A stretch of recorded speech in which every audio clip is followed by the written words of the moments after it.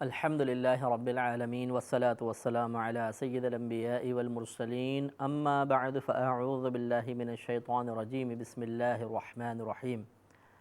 سورہ سجدہ کی تفسیر کا آغاز ہوا تھا اور پچھلے پروگرام میں 2 آیات کی تفسیر آپ کی خدمت میں عرض کی تھی، بلکہ 3 آیات کی تفسیر عرض ہو گئی تھی، جس میں تیسری آیت میں اللہ تبارک و تعالی نے کفار کی طرف سے ایک اعتراض کا جواب دیا تھا۔ کفار نبی کریم صلی اللہ علیہ وسلم پر اعتراض کرتے تھے کہ یہ قرآن عظیم نبی کریم صلی اللہ علیہ وسلم نے اپنے پاس سے گھڑ لیا ہے، معاذ اللہ وضع کر لیا ہے، خود اپنے پاس سے بنایا ہے۔ تو ان کا رد کرتے ہوئے اللہ تبارک و تعالی نے ارشاد فرمایا کہ بل هو الحق من ربک، کہ ایسا نہیں ہے جیسے تم کہتے ہو، بلکہ یہ تو حق ہے تیرے رب کی طرف سے، یعنی حبیب کریم صلی اللہ علیہ وسلم انہوں نے جو آپ پر اعتراض کیا، اب اس کا جواب ہم دیں گے اور زبان آپ کی ہوگی۔ آپ ارشاد فرمائیے کہ میرے رب کی طرف سے حق ہے، لِتُنذِرَ قَوْمًا مَّا أَتَاهُم مِّن نَذِيرٍ مِّن قَبْلِكَ لَعَلَّهُمْ يَهْتَدُونَ، تاکہ آپ ڈرائیں اس قوم کو کہ جن کے پاس آپ سے پہلے کوئی ڈر سنانے والا نہیں آیا، تاکہ وہ ہدایت پا جائیں۔ تو گویا کہ حضرت عیسیٰ علیہ السلام سے لے کر نبی کریم صلی اللہ علیہ وسلم کا جو ایک طویل زمانہ تھا، جس میں انبیاء علیہ السلام کا سلسلہ موقوف رہا تھا، اور اس دوران بہت سے لوگوں کا انتقال ہوا، اور ان میں وہ لوگ حق پر شمار ہوتے تھے جو دین فطرت پر رہے یا دین ابراہیمی پر رہے، تو ان کی نجات ضرور ہوئی۔ تو اللہ تبارک و تعالی ضرور ہوگی۔ اللہ تبارک و تعالی نے ارشاد فرمایا قرآن پاک کے نزول کا ایک مقصد کہ حبیب کریم یہ قرآن اللہ کی طرف سے حق ہے، اور آپ کو اس لیے عطا کیا گیا تاکہ آپ اس قوم کو ڈرائیں کہ جن کے پاس کوئی ڈر سنانے والا نہیں آیا تھا۔ اور یہ ڈر سنانا صرف اس لیے نہیں ہے کہ دل میں خوف پیدا کرنا، یہ قلبی کیفیت کی تبدیلی مقصود ہے، بلکہ اس خوف پیدا کرنے سے مراد یہ ہے، یا اس سے مقصود اللہ تبارک و تعالی کا یہ ہے کہ یہ لوگ ہدایت پا جائیں۔ معلوم یہ ہوا کہ ہدایت انسان اسی وقت پاتا ہے جب دل میں کچھ خوف ہوتا ہے۔ تو یہاں خوف کا تذکرہ ہے، لیکن یاد رکھیے کہ قرآن پاک کا اسلوب اگر آپ ملاحظہ فرمائیں گے تو خوف اور امید، جس کو امید اور رجا اور خوف کہتے ہیں، یہ دونوں چیزیں اللہ تبارک و تعالی نے قرآن پاک میں بیان فرمائیں، اور بہت ہی توازن کے ساتھ۔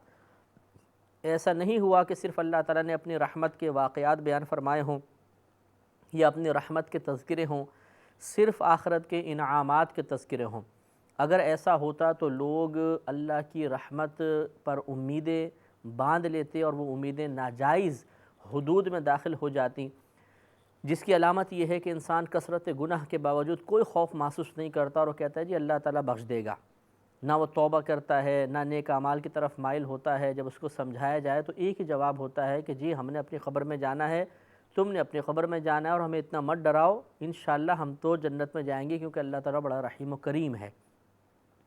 اور اگر یہ رحمت کی بات نہ ہوتی، صرف خوف کے واقعات ہوتے، تو اس سے مایوسی پھیل جاتی۔ ہر شخص جب صرف خوف کی باتیں پڑھتا، عذابات کے تذکرے ہی پڑھتا، تو وہ خوف میں مبتلا ہو جاتا کہ شاید اللہ تبارک و تعالیٰ کے خزانے میں رحمت نام کی معاذ اللہ کوئی چیز نہیں ہے، اور یہ تو صرف عذاب ہی عذاب ہیں، تو پھر اس کو ڈر اور خوف پیدا ہوتا۔ اور یقیناً بتقاضائے بشریت ہر انسان سے بہت سی خطائیں سرزد ہوتی ہیں، تو ان خطاؤں کو بنیاد بنا کر وہ اپنی نجات سے مایوس ہو جاتا، اور اس کے لیے ایک عذاب یقینی شکل بنا کر یہ یقینی طور پہ عذاب اس کی طرف متوجہ ہوتا نظر آتا، اور اس طرح بھی لوگ ہلاک ہو جاتے۔ تو اللہ تبارک و تعالی نے قرآن پاک میں دونوں قسم کے اسلوب اختیار فرمائے، کہیں تو امید کی باتیں فرمائیں جس میں آخرت کے احوال، آخرت کی نعمتوں کا تذکرہ ہے، اللہ تعالیٰ کی رحمت کا تذکرہ ہے، اور کہیں ڈر سنایا گیا۔ اس کے مختلف انداز ہیں، کبھی تو جہنم کے تذکرے ہیں، کبھی میدان محشر کی ذلت اور رسوائی کا تذکرہ ہے، اور کبھی سابقہ اقوام پر جو ان کی نافرمانیوں کی وجہ سے اللہ تبارک و تعالیٰ کا عذاب نازل ہوا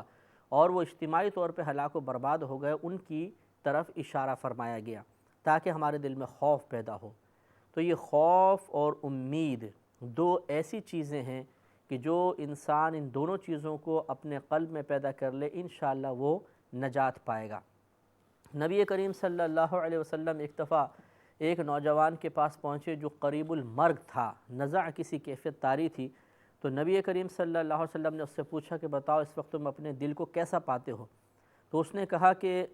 مجھے اللہ تبارک و تعالیٰ کی رحمت کی امید بھی ہے، اور میں اللہ تعالیٰ سے خوف بھی محسوس کر رہا ہوں، اس کی گرفت سے ڈر رہا ہوں۔ تو نبی کریم صلی اللہ علیہ وسلم نے ارشاد فرمایا کہ جس کے قلب میں دو چیزیں جمع ہو جائیں تو اللہ تبارک و تعالیٰ اس کی بخشش فرما دیا کرتا ہے۔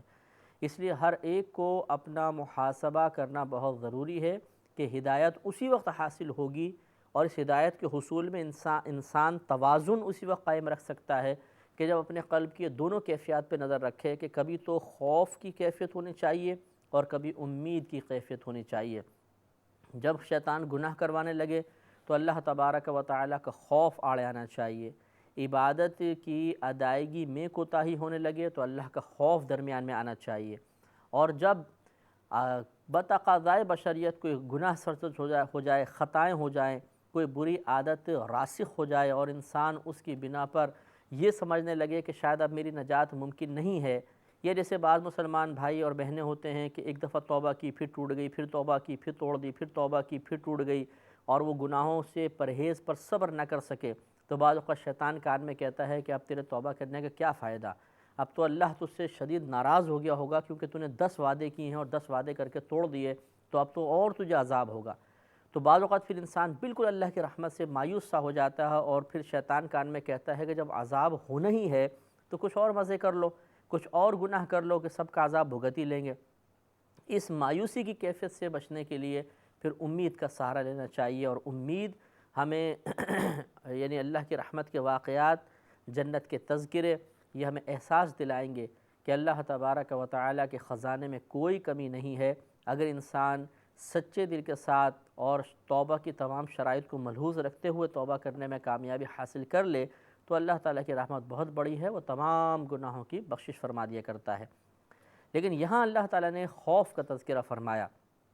کہ اے حبیب کریم صلی اللہ علیہ وسلم، یہ قرآن پاک آپ کے رب کی طرف سے حق ہے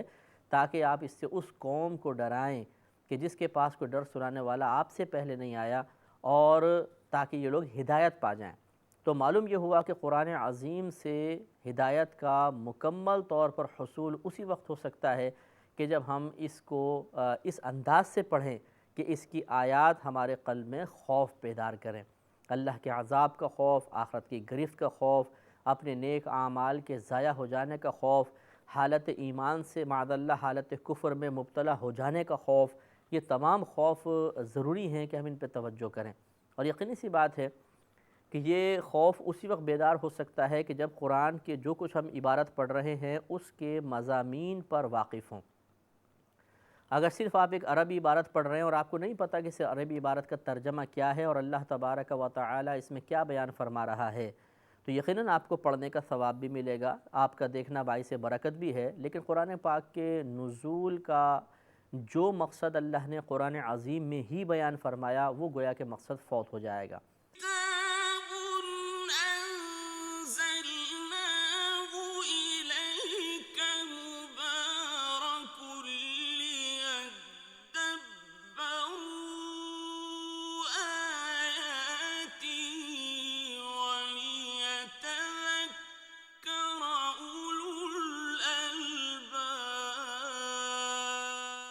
کہ یہ قرآن ڈرانے کے لیے آیا، یعنی اس لیے اس کو بھیجا گیا، اس کا ایک مقصد یہ بھی ہے تاکہ اس کے ذریعے لوگوں کو ڈرایا جائے اور ڈر کی وجہ سے ان کے قلوب گناہوں سے بچیں اور ہدایت کی طرف مائل ہو جائیں، کفر سے بچیں اور اسلام کی طرف مائل ہو جائیں۔ اب اگر کوئی شخص ترجمے سے پڑھتا ہی نہیں ہے، اسے تفسیر معلوم ہی نہیں ہے، قرآن پاک کے مضامین پر اس کو اطلاع ہی نہیں ہے، تو یقینی سی بات ہے کہ عربی عبارت پڑھنے سے کوئی دل میں خوف پیدا نہیں ہوتا۔ ایک وقتی کیفیت کی تبدیلی تو ہو سکتی ہے، وہ اس طریقے سے کہ آپ نے کسی خوش الہان قاری صاحب سے کوئی قرات سنی تو دل میں ایک دم غم سا پیدا ہوا، یا ایک کیفیت پیدا ہو گئی اور آنکھوں سے آنسو جاری ہو گئے، تو یہ کیفیت اصل میں قرآن عظیم کے حقیقتاً الفاظ کی وجہ سے نہیں ہوئی ہے، بلکہ قاری کے اس کو احسن طریقے سے بیان کرنے کی وجہ سے ہے۔ اس کو یہ سمجھنا کہ جی ضرور مجھے ہدایت مل گئی ہے تبھی دیکھیں میری آنکھوں سے آنسو بہہ رہے ہیں، تو یہ ہدایت کی علامت نہیں ہوتی۔ آنسو بہا لینا یہ تو عورتیں بھی بہت آسانی کے ساتھ بہا لیتی ہیں، تو یہ آنسو بہانا ہدایت کے حصول کی دلیل نہیں ہے۔ یہی وجہ ہے کہ آپ یہ دیکھیں کہ رو دھو کے وہ کچھ تھوڑی دیر بعد ہی وہ شخص گناہ کرتا ہوا نظر آئے گا۔ ہدایت کا مطلب تو ہوتا ہے کہ انسان ایک سیدھے راستے پر آ جائے، اس راستے پر جو اللہ تبارک و تعالی اور اس کے رسول کریم صلی اللہ علیہ وسلم کی رضا والا راستہ ہے۔ لہٰذا قرآن پاک ڈر سنانے کے لیے آیا، اس کو یہ ڈرانے کے لیے بھیجا گیا ہے تاکہ اس کے ذریعے ہم خوف خدا حاصل کریں، اللہ تبارک و تعالیٰ کی گرفت کا خوف حاصل کریں، اور وہ اسی صورت میں ممکن ہے کہ جب قرآن پاک کو ترجمہ اور تفسیر کے ساتھ پڑھا جائے، یا کوئی بیان کردہ تفسیر کا پروگرام دیکھا جائے، جیسے ہمارا پروگرام ہے، اس کو ملاحظہ فرمائیں تو انشاءاللہ ضرور برکت حاصل ہوگی اور قرآن عظیم کا صحیح مقصد حاصل ہوگا۔ ابھی جو ہمارے گھروں میں ہوتا ہے کہ بچوں کو حفظ کروا دیا یا ناظرہ پڑھوا دیا اور آخر میں مٹھائیاں تقسیم کر کے یہ سمجھا کہ ہم نے قرآن پاک کا حق ادا کر دیا، تو یہ حقیقتاً قرآن پاک کا حق ادا نہیں کیا ہے۔ قرآن پاک صرف ناظرہ پڑھنے کے لیے، قرآن پاک صرف حفظ کرنے کے لیے نہیں دیا گیا، بلکہ یہ ایک تھیوری ہے جس پر آپ نے عمل کرنا ہے، اس کا پریکٹیکل کرنا ہے، اور وہ اسی وقت ممکن ہے کہ جب اس تھیوری کو آپ سمجھیں گے، سمجھنے کے بعد اس کو پھر اس کی تعلیمات جو ہیں اس کو اپنے اوپر نافذ کریں گے، لاگو کریں گے، تو پھر انشاءاللہ ہدایت کی تکمیل ہوگی اور ہم اللہ تعالیٰ کی بارگاہ سے بہت سے انعامات حاصل کر سکیں گے۔ آگے اللہ تبارک و تعالی نے اپنی قدرت عظیمہ کا بیان فرمایا، جو بار بار اور بارہا مکی آیات میں خصوصی طور پہ نظر آتا ہے۔ لہذا ارشاد فرمایا کہ اللہ الذی خلق السماوات والارض وما بینہما فی ستۃ ایام، کہ اللہ تبارک و تعالی وہ ہے جس نے پیدا کیا آسمانوں اور زمین کو اور جو ان دونوں کے درمیان ہے، فی ستۃ ایام 6 دنوں میں۔ ثم استوى علی العرش، پھر اس نے عرش کی طرف توجہ فرمائی۔ ویسے استوا معنی ہوتا ہے کہ بیٹھ جانا، برابر ہو کر بیٹھ جانا، لیکن اللہ تبارک و تعالی کے لیے چونکہ مکان ہم ثابت نہیں کر سکتے، کوئی جگہ یا جگہ پر اللہ کا بیٹھنا، کیونکہ بیٹھنا جسم کی ایک صفت ہے، جگہ میں بھی وہی چیز ہو سکتی ہے جو باقاعدہ جسم رکھتی ہے، اور اللہ تبارک و تعالی جسمانیت سے پاک و صاف ہے، کیونکہ قرآن عظیم میں اللہ نے واضح طور پہ فرمایا لیس کمثلہ شیء، اللہ تبارک و تعالی کی مثل کوئی شے نہیں ہے۔ تو ہم چونکہ بیٹھتے ہیں، ہم ایک جگہ گھیرتے ہیں، جو جگہ گھیرتا ہے اس کی طرف اشارہ کیا جا سکتا ہے، تو یقینی سی بات ہے کہ لیس کمثلہ شیء کا قول اللہ تبارک و تعالی کا یہ کلام واضح طور پہ بتا رہا ہے کہ پھر اللہ تعالیٰ اس صفت پہ نہیں ہونا چاہیے کہ وہ کسی جگہ میں نہیں ہونا چاہیے، اس کی طرف اشارہ بھی نہیں ہو سکتا ہو، اور نہ وہ کسی کوئی جسم پر مشتمل ہو، یہ ضروری ہے، ورنہ وہ تو ہماری مثل ہو جائے گا۔ لہٰذا اس کے معنی جو علماء بیان فرماتے ہیں وہ یہی کہ پھر اللہ تبارک و تعالیٰ نے اپنے شان کے لائق استوا فرمایا، یا ترجمہ کیا جاتا ہے کہ پھر اللہ نے عرش کی طرف توجہ فرمائی۔ آگے ارشاد فرمایا کہ ما لکم من دونہ من ولی ولا شفیع، اور نہیں ہے تمہارے لیے اللہ تبارک و تعالیٰ کے علاوہ کوئی دوست اور نہ سفارش کرنے والا، یعنی اللہ تبارک و تعالی ہی ہے کہ جو ہمارا حمایتی ہے، ہماری طرفداری کرنے والا ہے، اور وہی ہم پہ کرم نوازی فرمانے والا ہے، اور اسی کے اذن سے نیک افراد شفاعت کریں گے، ورنہ اللہ تعالیٰ کو چھوڑ کر اس کی رضا کے بغیر غلط کام کر کے، اس کی رضا کے خلاف کام کر کے، جبکہ وہ حالت کفر کے اندر ہوں، یعنی کفر والی حالت اختیار کرتے ہوئے پھر برے اعمال پہ ڈٹ جانا، ایسے شخصوں کے بارے میں اللہ تعالیٰ ارشاد فرما رہا ہے کہ اللہ کے سوا ان کا کوئی حمایتی نہیں ہوگا اور نہ کوئی شفاعت کرنے والا ہوگا۔ تو اس لیے معلوم یہ ہوا کہ جو مسلمان ہے تو یقیناً اللہ تبارک و تعالیٰ اس کا حمایتی بھی ہے، اور اللہ تبارک و تعالیٰ اس کے لیے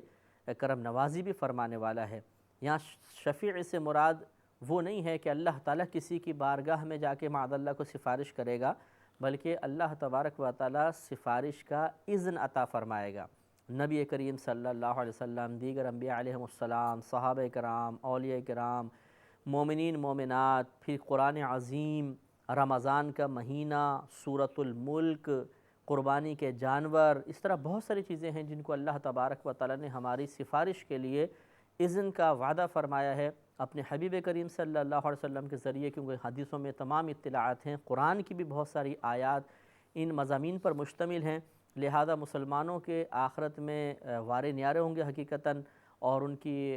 بڑی وہاں پہ پذیرائی ہوگی، اللہ تعالیٰ کی بڑی ان پہ کرم نوازی ہوگی، جبکہ کفار وہاں پر اپنے معبودان باطلہ کو دیکھ کر حسرت میں مبتلا ہوں گے۔ لہذا ارشاد فرمایا کہ افلا تتذکرون، تو کیا تم توجہ نہیں کرتے، نصیحت حاصل نہیں کرتے، دھیان نہیں کرتے ہو؟ یعنی جب اللہ تبارک و تعالیٰ ہی ایک عظیم قدرت رکھنے والا ہے اور اللہ تعالیٰ کے علاوہ آخرت میں کوئی حمایتی نہیں، کوئی سفارشی نہیں، اور حقیقتاً دنیا میں بھی کوئی حمایتی اور سفارشی نہیں ہے، لیکن چلیں یہاں تو زعم فاسد میں آدمی یہ کہہ سکتا ہے کہ جی فلاں چیز جس کی میں عبادت کرتا ہوں میری حمایتی بھی ہے اور سفارشی بھی ہے، لیکن میدان محشر میں تو بالکل یہ چیز منکشف ہو جائے گی، اور وہاں پر معبودان باطلہ چاہے وہ بتوں پر ہی کیوں نہ مشتمل ہوں، وہ خود اللہ ان کو قوت گویائی عطا فرمائے گا، اور وہ کہیں گے کہ ہم تم لوگوں سے بیزار ہیں۔ تو وہاں پہ ہر ایک پر، مسلمان ہو یا کافر، یہ واضح ہو جائے گا کہ اللہ تبارک و تعالیٰ ہی عبادت کے لائق ہے، اس کے علاوہ کوئی عبادت کے لائق نہیں۔ یدبر الامر من السماء الى الارض، اللہ تبارک و تعالیٰ کام کی تدبیر فرماتا ہے آسمان سے زمین تک، یعنی جتنے بھی امور ہو رہے ہیں وہ سب کی سب تدبیر فرمانے والا اللہ تبارک و تعالیٰ ہے۔ یہ الگ بات ہے کہ اس کی اس تدبیر کا ظہور مجازاً ہم یہ کہہ سکتے ہیں اس کی نسبت کرتے ہوئے کہ مخلوق کی طرف سے بھی ہو جاتا ہے، جیسے بارش برسانے پہ ایک فرشتہ مقرر ہے، رزق پہنچانے پر ایک فرشتہ مقرر ہے، روح نکالنے پر فرشتہ مقرر ہے، کام سب اللہ تبارک و تعالیٰ کے ہی ہیں، لیکن یہ وسائل ہیں، اسباب ہیں، ذرائع ہیں۔ اسی طرح جیسے والدین کہتے ہیں کہ ہم نے تمہیں بچپن سے پال کے بڑا کیا ہے، تو بڑا کرنے والی ذات تو اللہ تبارک و تعالیٰ کی ہے، لیکن چونکہ اللہ تبارک و تعالیٰ نے دنیا میں ظاہری طور پر ماں باپ کو بچوں کے بڑا کرنے کا سبب بنایا ہوتا ہے، اس لیے ان کی طرف نسبت کی جا سکتی ہے۔ تو یہاں حقیقت کا بیان ہے کہ حقیقی طور پر تمام کاموں کی تدبیر فرمانے والا اللہ تبارک و تعالیٰ ہی ہے۔ ثم یعرج الیہ فی یوم، پھر اسی کی طرف رجوع کرے گا اس دن، کان مقدارہ الف سنۃ مما تعدون، کہ جس کی مقدار تمہاری گنتی کے مطابق 1000 برس ہوگی،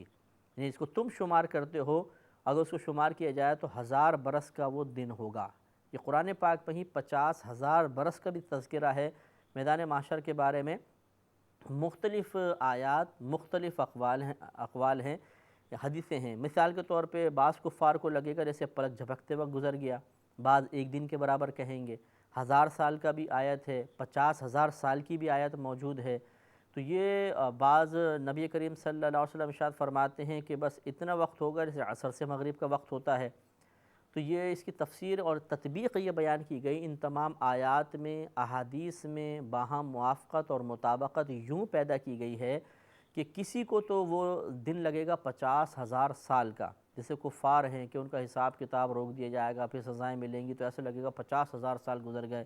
کسی کو اس سے کم محسوس ہوگا 1000 سال، کسی کو ایک دن لگے گا، کسی کو بالکل پلک جھپکتے اس کا حساب و کتاب ہوگا اور اللہ تعالیٰ داخل جنت فرما دے گا۔ تو یہ لوگوں کی کیفیات کے اعتبار سے وقت کا مختصر ہونا یا طویل ہونا محسوس ہوگا، لیکن ہمیں اس کے بہرحال ظاہر پر ایمان رکھنا ضروری ہے۔ اسی لیے اس کی آخری جو حد ہے وہ ہم بیان کرتے ہیں کہ قیامت کے دن 50,000 سال کے برابر ہوگا، وہ بھی ہمارے گنتی کے مطابق اللہ نے بیان فرمایا 1000 سال، اور 50,000 سال کا قول بھی ہے۔ انشاءاللہ اس پہ مزید کلام ہم کریں گے کل کے پروگرام میں۔ وآخر دعوانا ان الحمد للہ رب العالمین۔